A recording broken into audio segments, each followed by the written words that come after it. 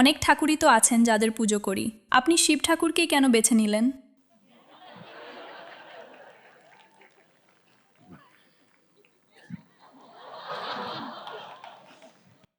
না, আমি তাকে বাছিনি, উনিই আমায় ধরে বন্দি করেছিলেন।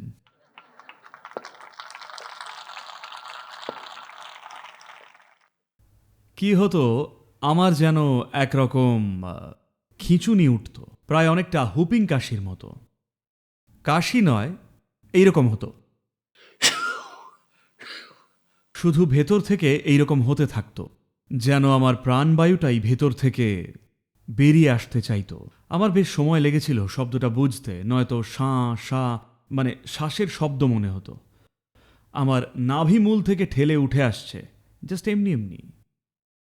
কাজে আমি শিবকে বা শিব ঠাকুরকে বেছে নিইনি, ঠাকুরই আমাকে তার কাজের দাস করেছেন।